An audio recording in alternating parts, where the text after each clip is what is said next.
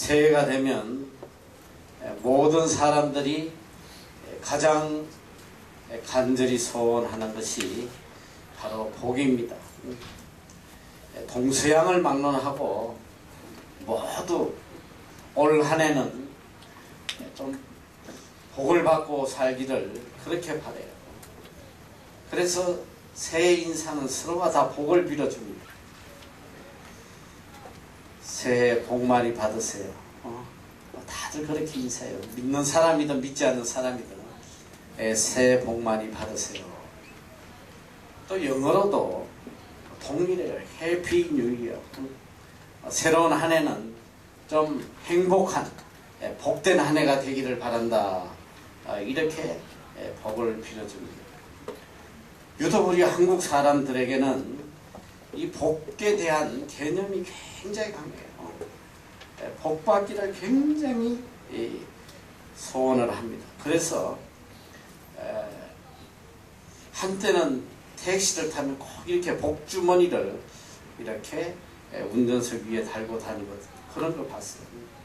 복절, 또 숟가락도 뭐 복숟가락, 심지어는 짐승들에게도 복돌이, 복순이, 뭐 이렇게 개도 이렇게 뭐 복실이 뭐 이렇게 이름을 복자를 붙여줘요. 우리 음식조차도 그냥 매운탕이 아니고 복매운탕, 복매운탕이라고 복자를 붙여서 과일도 그냥 숭아가 아니고 복숭아 이 복을 붙여서 전부 다 그래요. 그런데 우리가 너무 이렇게 복을 좋아하다 보면 죽는 경우도 생겨요. 복어 잘못 먹으면 죽는 거야. 어쨌든 우리 마음속에 복받기를 바라는 그런 간절한 마음이 있습니다. 복은 영어로 물론 이제 블레싱이라고 하지만 해피니스를 복이라고 해요. 해피니스. 해피니스는 바로 행복이라는 말입니다. 이 말은 헬라어로 마카리오스라고 하는데 이 뜻은 은혜를 입은 자다 이런 뜻이에요. 은혜를 입은 자. 이 말은 뭐냐면 곧 하나님의 은혜를 입은 자가 복 있는 사람이다. 하나님의 은혜를 입지 못한 사람은 복을 받지 못한 자예요. 복이 뭐냐? 바로 하나님의 은혜를 입고 사는 사람. 이 사람이 복 있는 사람이에요. 그래서 우리는 복의 근원이 바로 하나님께 있음을 알아야 돼요. 꿀꿀거리는 돼지가 우리 안에서 이리저리 돌아다니는 중에 갑자기 빨갛게 잘 익은 홍시 한 개가 떨어져서 그걸 먹어요. 얼마나 달고 얼마나 맛있는지 이 꿀돼지는 어찌할 줄을 몰라요. 그 꿀맛 같은 맛을 못 잊어가지고 어디에 그것이 또 묻혀있나 해서 뾰족한 주둥이로 땅을 이리저리 막 파헤칩니다. 감이 나올 리가 없죠. 흙 속에 묻혀있던 깨진 병 조각 그릇들이 돼지 주둥이를 찔러서 피가 나요. 그래도 끝까지 그 단맛을 못 잊고 찾아보려고 땅을 파헤치다가 기진맥진하여 쓰러지고 맙니다. 돼지는 숨이 끊어지는 순간에도 꿀맛 같은 감을 잊지 못했습니다. 얼마 후 숨진 돼지 등 위로 빨간 감 하나가 뚝 떨어졌습니다. 복이 하늘에 있다는 사실, 이걸 우리가 잊어서는 안 돼요. 그런데 우리 인생은 마치 이 미련한 돼지처럼 이 시간도 인생의 축복이 내 힘과 내 노력으로 이룰 수 있을 거라고 생각하고 분주히 찾아다닙니다. 생존 경쟁의 와중에 수많은 상처를 입고 피를 흘리면서도 이 달콤한 행복을 찾아서 바쁘게 움직입니다. 오직 하나님을 바라보고 하나님 뜻대로 살 때에 복을 받을 수 있다는 이 가장 중요한 이 진리를 잊어서 안 된단 말이죠. 아멘. 오늘 세상 많은 사람들은 돈 잘 벌고 출세하고 건강하고 눈에 보이는 이 것들을 복이라고 생각해요. 그러나 성경을 자세히 보면 하나님께서 말씀하시는 복은 그런 차원의 복이 아니에요. 아멘. 저 복은 환경과 여건의 문제가 아니라 바로 마음의 문제요, 신앙의 문제입니다. 아멘. 다시 말하면 어떤 복된 환경이 있는 것이 아니고 복된 사람이 존재하는 거예요. 행복해질 수 있는 여건이 따로 있는 것이 아니란 말이에요. 행복한 사람은 여건에 관계없이 항상 행복해요. 아멘. 겨울은 겨울대로 좋고 여름은 여름대로 좋습니다. 일이 생기면 또 기회가 주어져서 감사, 또 일이 없으면 또 자유를 부려서 감사, 건강하면 일할 수 있어서 또 병들면 조용히 기도할 수 있어서 항상 감사. 일이 순탄하면 만사를 형통케 해주심에 대해서 또 감사. 역경에 처하면 자신을 단련시키고 정화시켜 주심에 대해서 하나님께 감사. 여러분, 우리가 모두 다 맑은 날만 원하지만 1년 내내 화창한 맑은 날만 있다면 이 지구는 사막으로 변해 다 죽게 됩니다. 항상 잔잔한 바다를 원하지만 폭풍우가 없다면 이 바다는 썩어져 들어가요. 정화가 된단 말이에요. 환경을 초월해서 항상 행복한 사람, 이것이 복된 사람이요, 참 그리스도인입니다. 아멘. 막연하게 복된 세상이 내 앞에 열려지기를 바라는 것, 이건 잘못된 거란 말이에요. 여러분의 행복은 내면의 문제이지 환경의 문제가 아니라는 거. 아담과 하와는 에덴 동산이라는 최고의 복된 환경 안에 있었습니다. 그들은 복된 자가 되지 못했어요. 불행한 자로 쫓겨나게 됩니다. 그러나 요셉은 노예로서 감옥에 말로 할 수 없는 고통을 받은 그런 불행한 환경에 있었지만 그는 가장 복된 사람으로 살았습니다. 처음부터 복된 환경이 있는 것도 아니고 복된 사람이 따로 있는 것도 아니에요.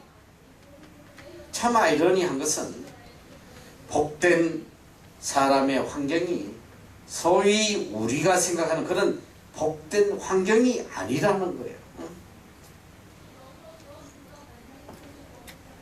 오늘 이 시편 1장은 복된 사람, 성경이 말하는 하나님 말씀하시는 복된 사람에 대해서 정의를 해주는데, 우리 같아서는 이 복된 사람이 있는 곳은 악인도 없고 죄인도 없고 유혹도 없고 교만한 사람도 없고 모든 것이 다 좋은 것만 있어야 하지 않겠어요. 그러나 오늘 성경에 보니까 이 복된 사람도 악인과 함께 있고 죄인과 함께 있고 오만한 사람들 속에 함께 살아가고 유혹도 있고 죄도 있고 우리가 생각하는 그런 복된 환경이 아니라는 거예요. 오히려 악이 있고 죄가 있고 고통이 있는 환경 속에서 더욱더 복된 사람으로 만들어져 감을 이야기하고 있습니다. 오히려 우리가 생각해 참 복된 환경이라고 생각하나, 걱정도 없고 염려도 없고 부족함도 없고 완벽한 그런 복된 환경에 있는 사람들이 오히려 더 불행하게 비참하게 되어가는 경우가 참 많아요.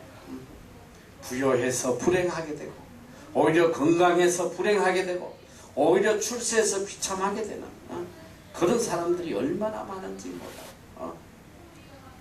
요사이 우리나라 아니라 뭐 전 세계가 이 로또라는 복권 열풍에 휩싸여 있어요. 이번에도 미국에 보니까 우리 돈으로 6천 매덕인가 그냥 계속 이렇게 복권 금액이 차이가 6천 매덕을 뽑는 미국 전역이 그냥 다 미쳐가지고 막 한 달 월급을 송두리째 다 복권들 사고 막 한번 인생 역전을 잃어버리려고. 근데 어쨌든 요번에 1등이 나왔어요. 1등이 몇 명이 나와서 어마어마한 돈을 갖게 됐는데, 요즘 많은 사람들이 이렇게 한순간에 어떤 복을 잡아보겠다, 행운을 잡아보겠다, 여기 미쳐 있어요. 우리나라도 보니까 20대 남자의 28.3%가 매주 복권을 사요. 30대는 무려 49.5% 복권을 삽니다. 40대가 44.2%. 어쨌든 1,000만 명이 넘는 인구가 로또에 빠져 있단 말이죠. 여기에 당선될 가능성은 814만 분의 1. 매주일마다 한 번도 안 빠지고 마음을 다해서 복권을 사면 1등이 될 수 있는 기회는 2억 년이 지나야 된다. 2억 년.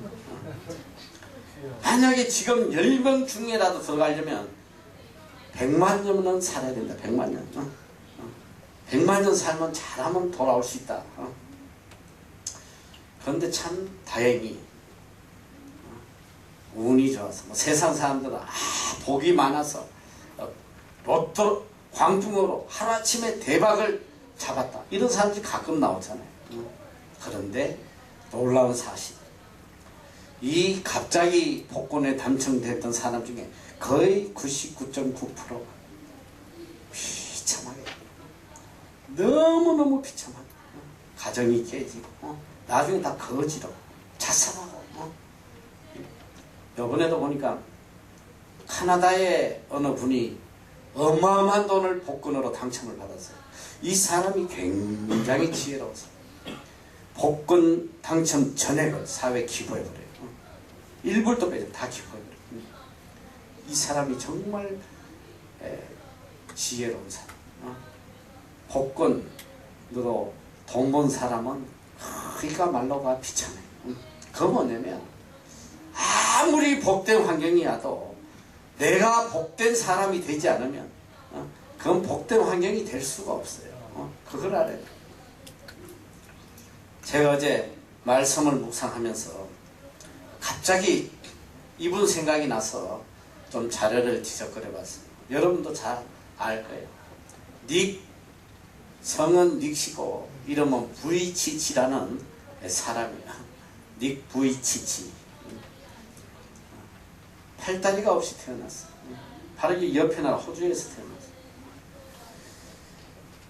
얼굴과 몸통밖에 없어요.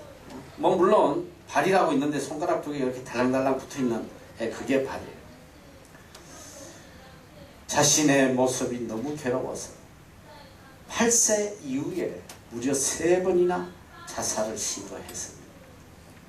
그러나 부모의 전폭적인 믿음과 사랑 안에서 그는 예수 그리스도를 만나게 되고 그 인생이 변하게 돼요.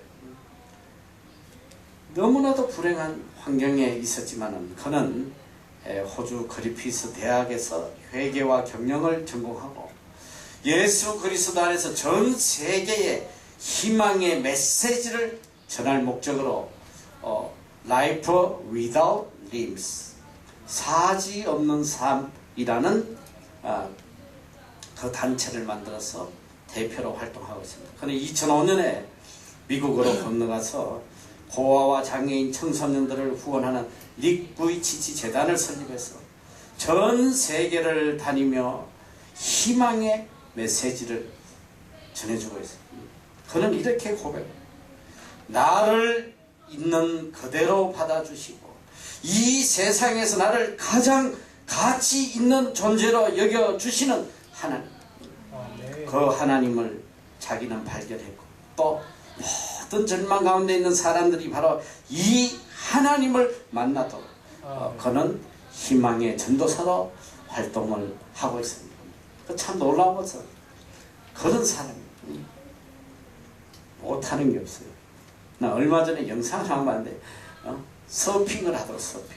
파도를 타. 성한 사람도 그거 탈 수가 없는 건데 서핑도 타고 수영도 기가 차게 하고 심지어는 골프도 하고 농구, 축구 뭐 못하는 게 없어요.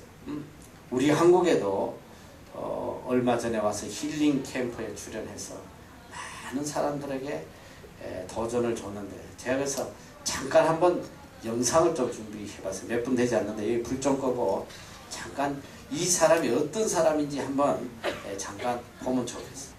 여러분, 복된 사람이라는 것은 환경을 초월했어요. 복된 사람으로 살아가는 것이 복된 사람입니다. 아무리 권세가 있어도 하나님 주신 지혜가 없다면 이것도 불행한 사람입니다. 아무리 자식을 많이 두어도 자식들이 전부 다 부모에게 속만 새긴다면 이것도 복이라고 할 수가 없어요. 건강은 있는데 명예가 없어요. 굴욕적이고 부끄러운 삶을 살아가는 것. 세상의 모든 걸 다 가져도 이게 복이라고 할 수가 없습니다. 적어도 그리스도인들에게 복이란 이 땅에 없어질 그러한 것들을 복이라고 하지는 않아요.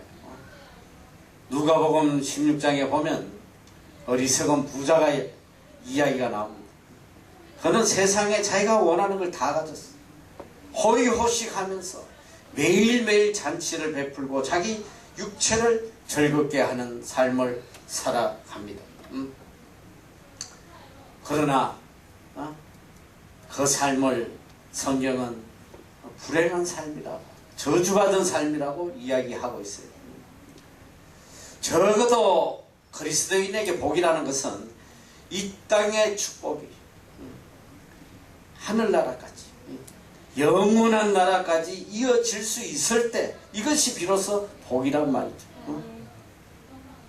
하나님께서는 오늘 성경 말씀을 통해서 영원히 복된 사람이 되는 방법을 우리에게 알려주고 계세요. 시편 1편에 보면 복이 있는 사람은 이라는 말로 시작이 돼요. 히브리어에는 복을 말하는 두 가지 단어가 있습니다. 하나는 바로 바라크, 하나는 아시레.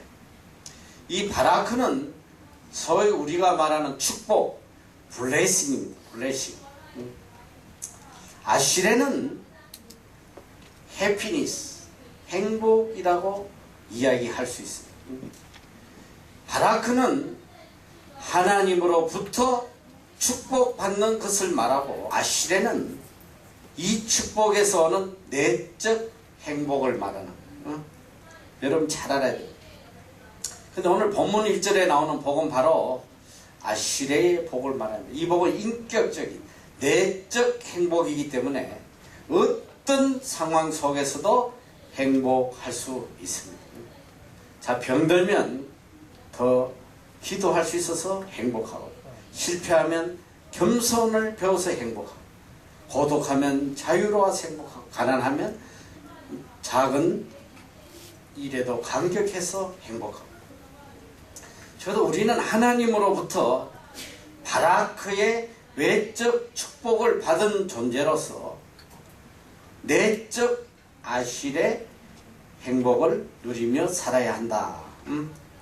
바라크의 축복을 통해서 내적 아실의 행복을 느낀다. 자, 쉽게 이야기하면 뭐냐면, 이 하나님으로부터 복을 받는 사람은 어떤 환경이든지 그게 다 축복으로 온단 말이에요. 하나님 주신 환경이기 때문에. 요셉은 노예로서도 너무너무 행복했고, 또 감옥에서도 너무너무 행복했고, 다니엘은 사자 굴에서도 너무너무 행복했고, 바울과 실라는 빌립보 감옥에서도 너무너무 행복했고, 어떤 환경이든 하나님이 주신 환경에서 내적 행복을 느끼는, 이것이 바로 축복이란 말이에요. 자, 우리가 이 하나님이 주시는 이 엄청난 축복을 누리기 위해서는 어떤 삶을 살아야 되느냐? 첫째, 복 있는 사람은 악인의 꾀를 쫓지 아니하며, 악인의 꾀를 쫓지 아니할 때에 우리는 복 있는 사람이 돼요. 악인의 꾀가 뭐냐?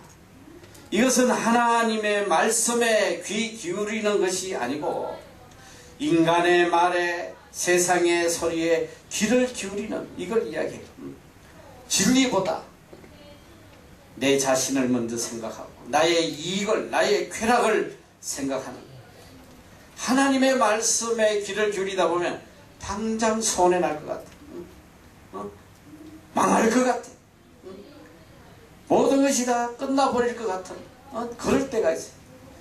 그럼 하나님 말씀보다도 세상의 소리에, 물질의 소리에, 내 육신의 소리에 귀를 기울이, 이게 악인의 꾀를 쫓아가는 거라고. 우리가 얼마나 살아가면서 악인의 꾀를 많이 따라가는지 우리 자신을 뒤돌아봐야 돼요. 주일 하나 성수하기도 힘들잖아요. 주일날 교회 가면 오히려 손해볼 것 같아. 주일날 1억 천금이 떨어지는 귀한 일이 생기면 거의 다 세상의 소리에, 악인의 꾀에 빠져서 돈 쫓아가지 주님 따라가지 않아요.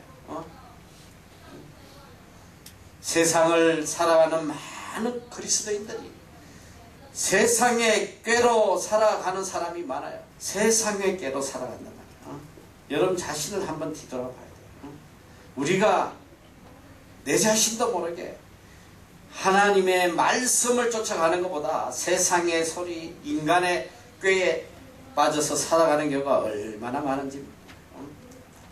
이 악인의 꾀로 살아가는 사람의 결론은 뭐냐? 바람에 나는 겨처럼 다 흩어져 버리고 사라져 버리고, 끝까지 하나님의 말씀의 길을 기울여 쫓아가다 보면 이게 바로 행복의, 축복의 이유가 된단 말이에요. 이거는 체험하지 않은 사람 몰라요. 끝까지 어떤 손해가 올지라도 오직 하나님의 말씀에 귀 기울이고 쫓아가다 보면 반드시 결국은 하나님이 내려주시는 축복 속에 정말 복된 자로 살아가게 된다 말이에요.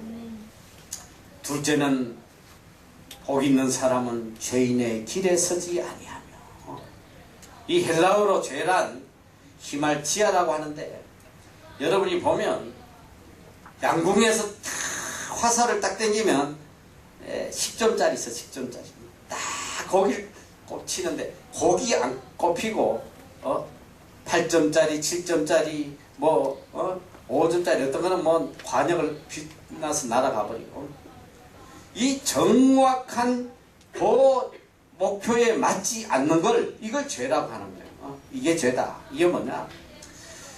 정확하게 하나님의 뜻에 내 뜻을 맞추지 않으면 이거 다 죄가 된다 이 소리. 죄가. 오늘 우리에게 가장 큰 죄는 뭐냐? 하나님을 목표로 하지 않고 다른 것을 목표로 살아가는, 이걸 죄라고 해요. 오늘 우리의 목표가 뭐예요? 이 땅에 살아가면서 오직 하나님께 영광 돌리고 살아가는, 이것이 우리 인생의 관역이 되어야 된단 말이에요. 목표가 되어야 되는데, 하나님께 영광 돌리지 않고 세상의 명예와 출세와 세상의 그 어떤 것을 목표로 살아간다면 우리는 죄악의 길로 살아가고 있는 거예요. 여러분이 잘 알아야 돼요. 하나님을 떠나 사는 거, 이게 바로 죄악의 길이다. 우리나라 속담에도 죄인 옆에 있다가는 벼락 맞는다는 말이 있어. 죄인 옆에. 죄가 있는 곳에 우리는 절대로 서면 안 돼요. 죄인의 길에 서면 안 된단 말이에요. 난 참 안타까운 게, 희한하게 이렇게 화제가 날 때 보면 주로 이렇게 술집에서 많이 저 노래방, 뭐 디스코장, 캬바레, 이런 데서 화제가 나서 많이 죽고 이런 것들이 뉴스에 많이 나와요. 내가 이제 그런 뉴스를 가끔 보면 저기 혹시 그리스도인은 없을까? 이런 생각이 들어요. 왜 없겠어? 그 안에 분명히 교회 집사도 있어. 우리가 하나님의 자녀로서 서서 안 될 자리에 서면 벼락 맞는단 말이에요. 여러분 잘 들어야 돼요. 그리스도인들은 서야 할 곳이 있어요. 그리스도인들이 서서 안 될 죄가 있는 곳에서는 절대로 서면 안 된다. 죄가 있는 곳에는 절대로 하나님의 축복이 없다는 거예요. 복될 수가 없는 거예요. 여러분 그걸 알아야 돼요. 셋째로 보니까 오만한 자리에 앉지 아니하고, 복 있는 사람은 오만한 자리에 앉지 않는다. 철학자 파스칼의 팡세에 이런 아주 의미심장한 글이 있어요. 자기의 비참함을 모르고 하나님을 아는 것은 오만을 자아낸다. 내 자신이 얼마나 비참한 존재인지, 내가 얼마나 용서받을 수 없는 죄인인지 그걸 깨닫지 못하고 하나님을 아는 것은 오만을 자아낸다. 또 하나님을 알지 못하고 자기의 비참함을 아는 것은 절망을 불러일으킨다. 그러므로 그리스도 예수를 알아야지만 결정적으로 자기 자신을 알 수 있다는 거예요. 여러분 오만한 자가 누구예요? 하나님의 존재를 무시하고 하나님의 은혜를 깨닫지 못하고 자기가 주인이 되어서 자기를 높이며 사는 사람, 자기 힘으로 자기 능력으로 사는 이런 자들을 오만한 자라고 합니다. 오만한 자는 절대 복된 사람이 될 수 없어요. 모든 것이 하나님의 은혜이고 나는 무가치한 자이고 무자격자인데 오직 하나님의 은혜로 내가 살아간다. 이걸 깨닫는 사람이 복 있는 사람이란 말이죠. 그런데 우리 하나님을 믿는 사람들 중에도 가난하고 힘들고 어려울 때는 대체로 많이 겸손해요.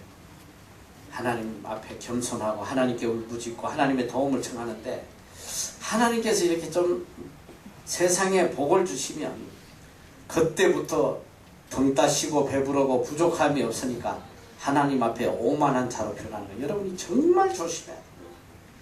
내가 늘 이야기하지만은 가장 큰 위기가 언제냐? 어려울 때는 위기가, 고난 속에 있을 때는 다 하나님 찾아요. 부족함이 없고 형편이 어렵지 않으면 그때는 하나님 찾지 않아. 오만하게 교만하게 된단 말이야. 아, 내가 부족하겠는데 뭐하러 하나님을 찾나? 여러분 정말 잘될 때에 두려워하고 떨리는 마음으로 살아야 돼요. 어느 부부가 미국에 이민을 갔어요. 엘리트예요. 남자는 내과 의사고 여자는 산부인과 의사예요. 미국의 상류층에서 처음에는 뭐 가서 얼마나 많은 고생을 한지 몰라요. 믿음 생활 참 잘했어요. 그런데 이제 자리를 잡고 병원을 개업하고 부족함이 없이 사니까 그때부터 교회를 나가지 않았어요. 뭐 이제 아쉬울 게 없는데 그리고는 돈이 많으니까 아들 둘도 잘 키웠어. 명문 대학을 다. 부족하면 모든 사람이 부러워하는 삶을 살았는데 아들에게 최고급 스포츠카를 사줬어요. 이 아들 둘이가 이 스포츠를 갈고 차를 타고 달리다가 그만 5바퀴를 굴렀어요. 큰아들은 죽고 둘째 아들은 실명이 됐다. 그때서야 눈물 흘리며 가슴 치며 하나님 앞에 회개하고. 여러분 잘 들어야 돼요. 하나님 앞에 오만하게 굴면 내 인생 내 힘과 내 능력으로 내 노력으로 살아간다고 생각하면 한순간 내 삶이 어떻게 될지 몰라요. 하나님 은혜 없이 어떻게 살아 우리가. 한순간도 하나님의 보호 없이 우리가 어떻게 살아갈 수 있냐 있어요. 여러분 오만하지 말아요. 하나님 앞에 오만하면 죽는 거예요. 항상 두렵고 떨리는 마음으로 겸손하게 살아야 돼요. 우리가 즐겨 부르는 찬송 가운데 주옥 같은 많은 찬송, 예수로 나의 구주 삼고 인내하신 내 주여. 우리가 가장 즐겨 부르는 찬송 중에 무려 27개를 지은 분이 누구냐면 프랜치스 크로스비라는 분이에요.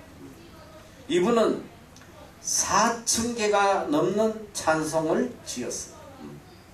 4,000개. 그는 중간에 장님이 됐어요.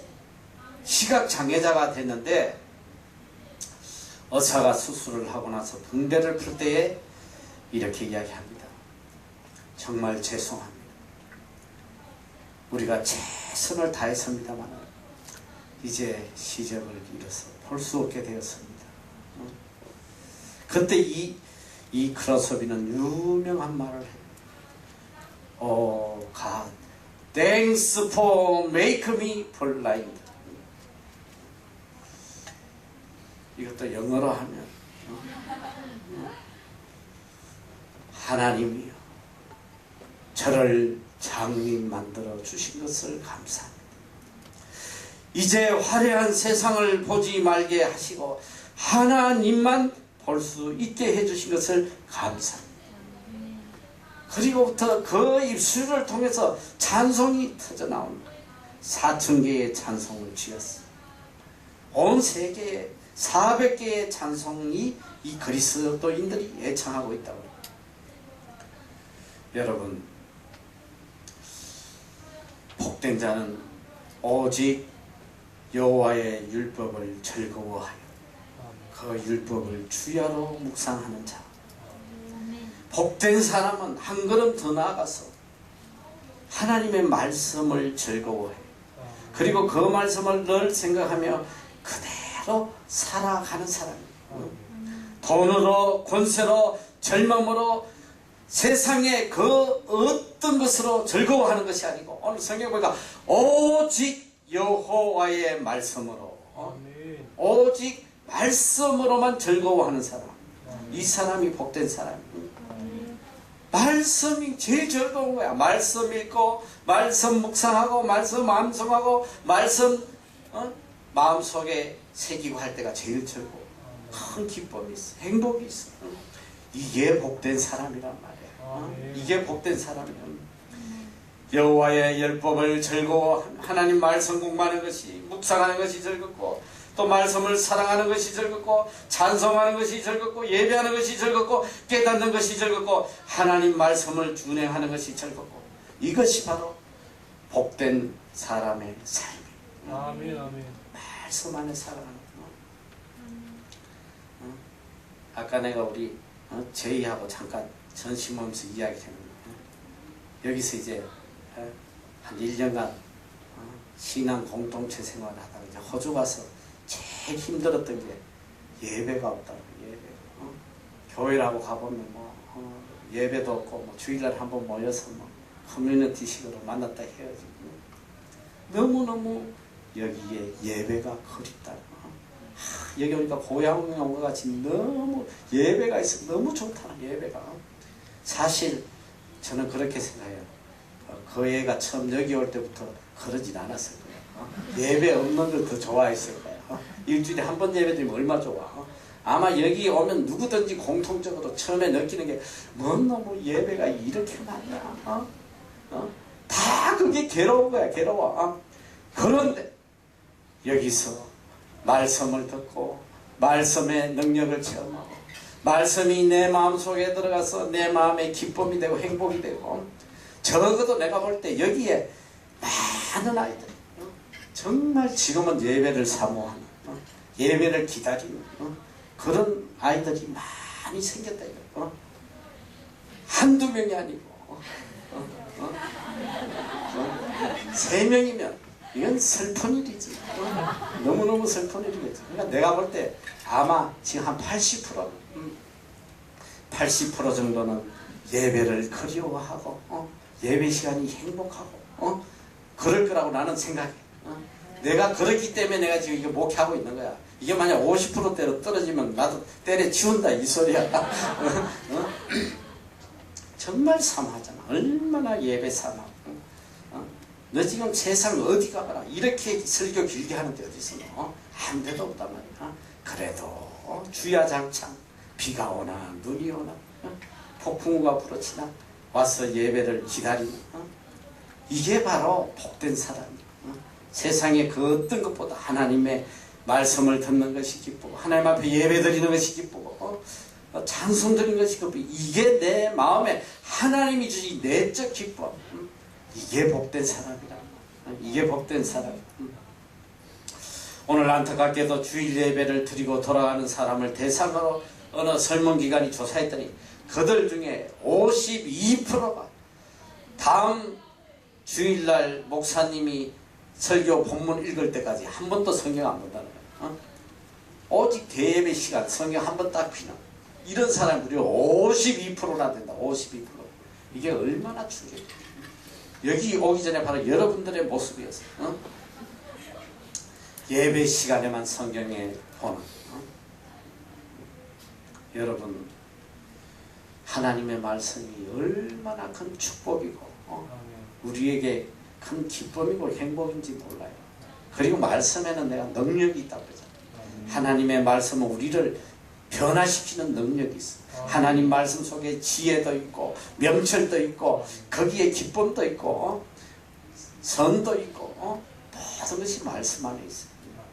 1901년에서 1999년까지 90년 동안 물리, 화학, 의학, 자연과학 분야에서 노벨상을 받은 사람이 404명인데요.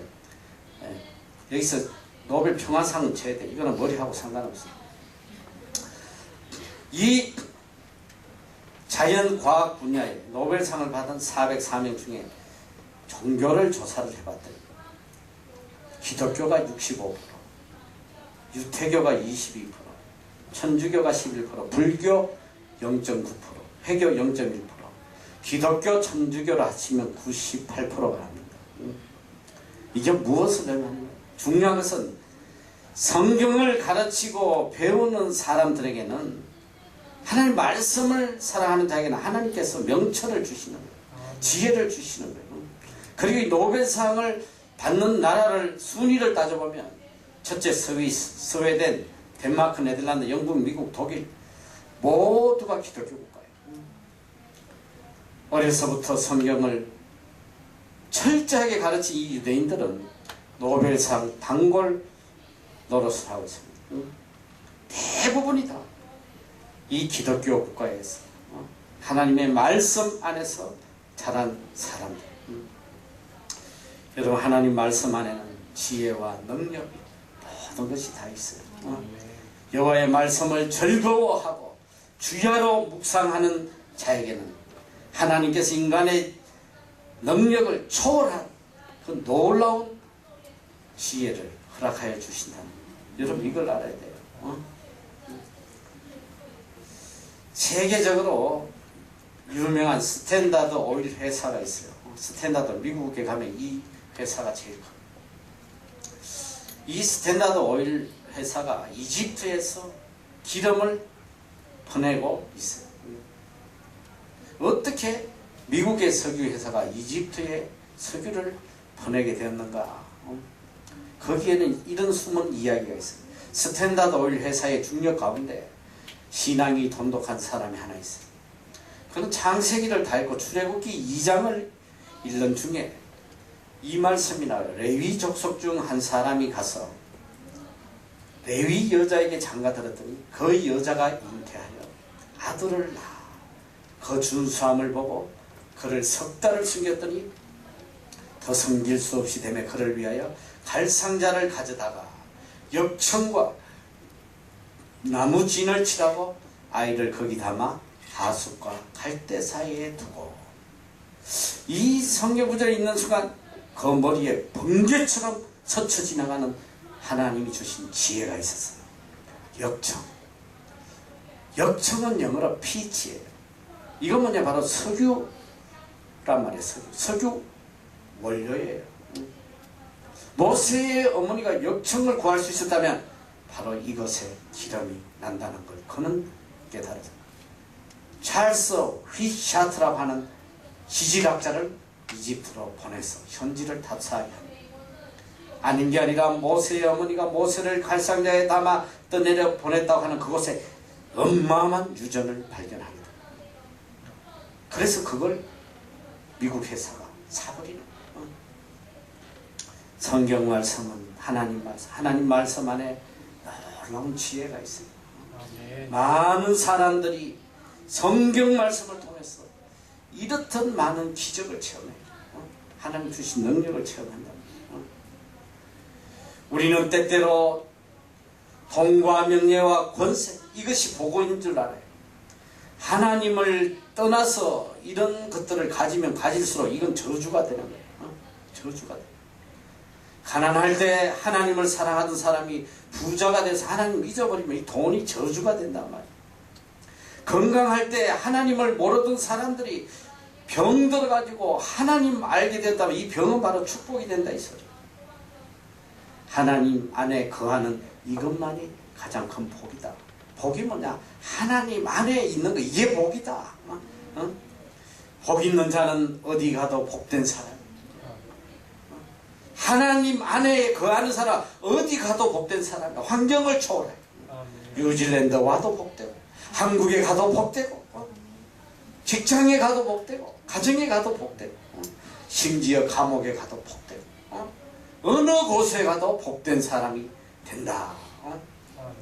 성경 말씀에 복의 근원이 아브라함, 이삭, 야곱, 요셉 그들은 다 나그네로 살아왔습니다만 비록 노예로 살아도 주인에게 신뢰받고 감옥에 살아도 죄수들에게 존경받고 비록 한평생 나그네 삶을 살아도 모든 사람들에게 복의 근원으로 살았단 말이다. 오늘 성경 말씀은 하나님의 말씀을 즐거워하는 사람은 바로 시냇가에 심은 나무라고 이야기하고 있습니다.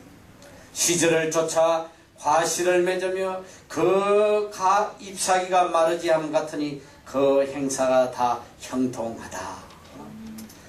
여호와의 율법을 즐거워하는 자는 바로 그 삶의 뿌리가 하나님께 있어요. 하나님에게 인생의 뿌리가 있는 사람이 불행할 수 있겠어요? 내 인생의 뿌리가 하나님에게 있는데 만사 형통하며 복의 근원이 되는 것이요. 그러나 악인의 결말은 심판이고 망한다고 그랬어요. 악인은 절대 복된 사람이 될 수 없어요. 저는 그래서 새해 인사에 새해 복 많이 받으세요 이런 말 잘 안 해요. 하기가 싫어. 이렇게 이야기하고 싶어. 야 새해는 좀 복 받을 짓 좀 하고 살아라. 다 이렇게 인사하고 싶어. 어른이고 뭐고. 새해는 좀 복 받을 짓 하고 사십시오. 이러고 싶은데 귀샤대기 맞을까봐 뭐 차마 그렇게 못하고 그래서 새해 복 받으세요 이렇게보다 새해 하나님 은혜 많이 받으세요. 난 주로 이렇게 이야기해요. 하나님 은혜 많이 받으세요. 이렇게 이야기해요. 말하기가 싫어. 복 받을 짓 안 하면서 뭐 복 빌어준다고 복을 받겠어?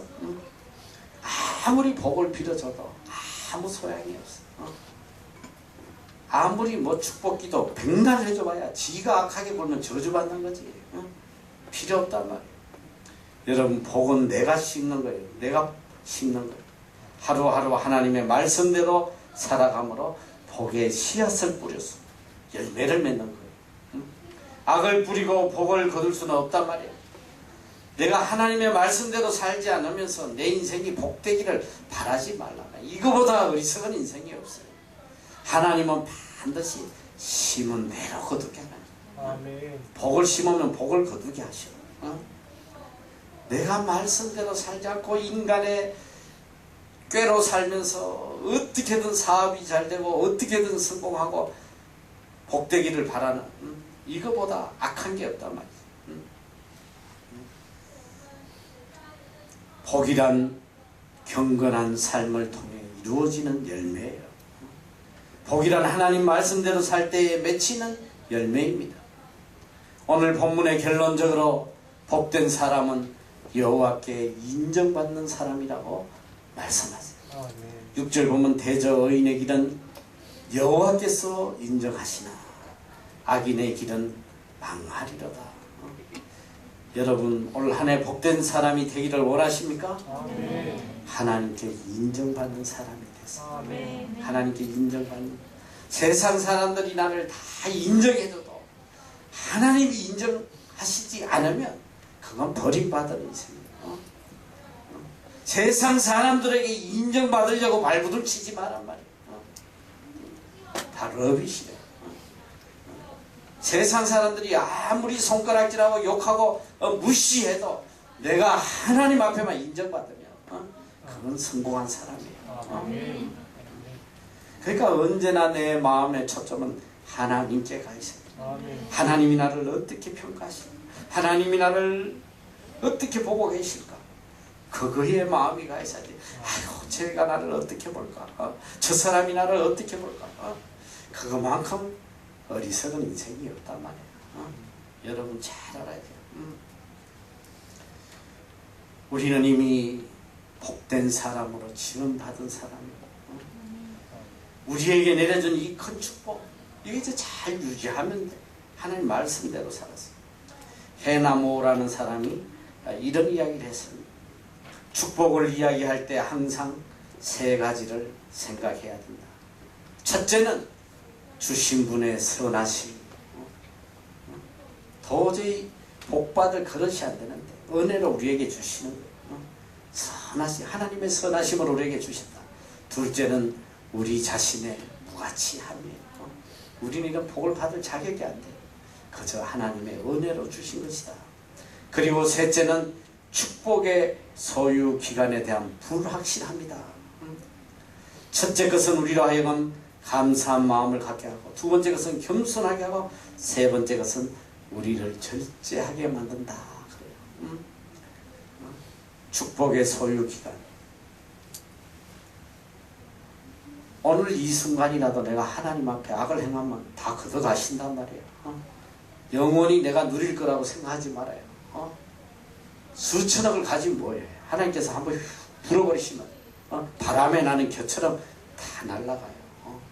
내가 아무리 명성을 쌓고 아무리 세상에 큰 업적을 이뤄도 하나님 후 불으시면 바람에 나는 겨처럼 다 날아간단 말이에요. 하나님만이 지켜주시는 거예요. 우리에게 새로운 축복의 한 해가 주어졌습니다. 이제는 우리의 선택만 남았어. 오늘 아침에도 신명기서 드처라노미 11장에 내가 이야기해서 하나님께서 내가 너희 앞에 복과 저주를 두나니, 우리 앞에 지금 축복의 길과 저주의 길을 놔뒀다 이거예요. 네가 선택해라. 오늘 내가 명하는 그 말씀을 순종하고 지키면 복이 될 것입니다. 오늘 내 명령을 지켜 행하지 않고 다른 신들을 쫓으면 저주가 될 것이다. 여러분, 축복은 여러분이 선택하는 거예요. 여러분이 축복의 길로 가면 축복이 되는 것이고, 내가 저주의 길로 가면 저주가 되는 거예요. 우리의 선택, 오늘 한 해는 반드시 축복의 길로 가시기를 바랍니다. 링컨이 변호사로 있을 때 한 사람이 찾아왔어. 이런 이야기예요. 링컨 선생님, 요번에 이 변호만 맡아서 잘 이기게 도와주시면 제가 변호사님 평생 살 수 있는 돈을 드리겠습니다. 그때 링컨이 단호하게 이렇게 이야기합니다. 여보시, 평생 사는 것은 하나님이 주시는 것이에요. 여러분, 그래요.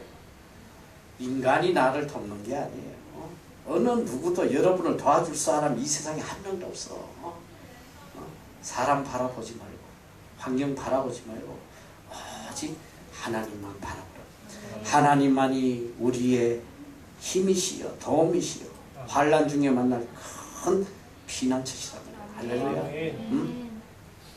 올 한 해도 하나님 말씀을 따라서 복된 사람의 길을 걸어가므로 이미 우리를 위해서 예비하신 엄청난 이 축복 차고 넘치도록 누리시는 여러분이 되시기를 축원합니다. 기도하겠습니다.